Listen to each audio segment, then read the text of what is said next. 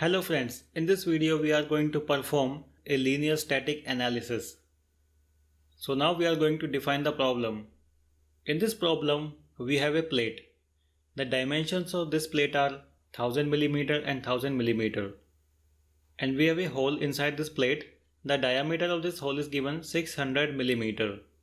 Two opposite ends of this plate are fixed. We can see this side is fixed and also this side is fixed.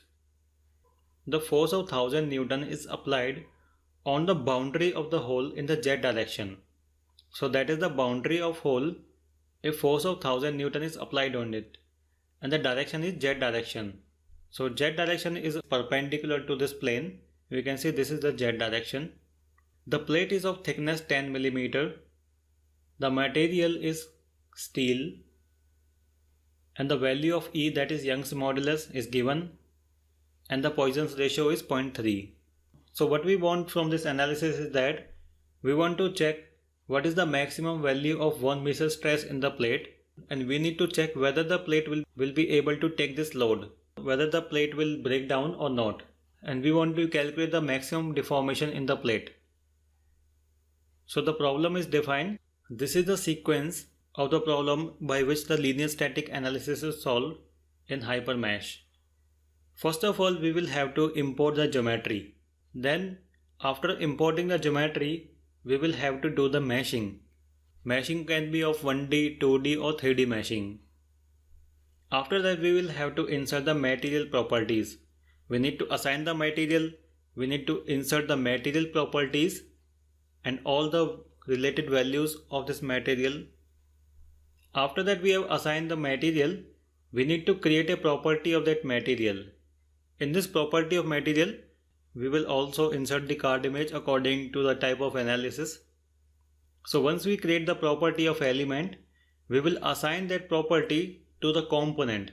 So we will create a component, or we can also update any existing component, and we will assign this property.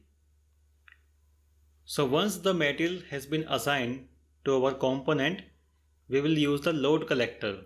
In this load collector, we will insert the load collector for constraint and for the force. Once the load collector is created, we will insert the constraint, that is, we will apply the boundary conditions to the geometry. In the loading, we will apply the load, that is force, pressure, movement, anything that is applied to that geometry. So once we have applied the boundary conditions, we will create a load step and we will insert those boundary conditions into the load step. So after that, creating the load step, our geometry is complete for the analysis. So then we will perform the analysis and we will view the result. This is the sequence which we follow in all the analysis in HyperMesh. So now I can go to the software. So first of all, we will have to import the geometry. So to import the geometry, I click on this option of open, analysis, and we have this plate hole. Select this plate hole and click on this open. I have already created this component. I click on the shaded geometry. And now first of all, we will have to do the meshing. So to do the meshing, I click on this 2D. Now because this plate has a thickness of 10 mm, we will use the mid surfacing. In the mid surfacing, we will take only mid surface. We will assign the thickness in the property collector.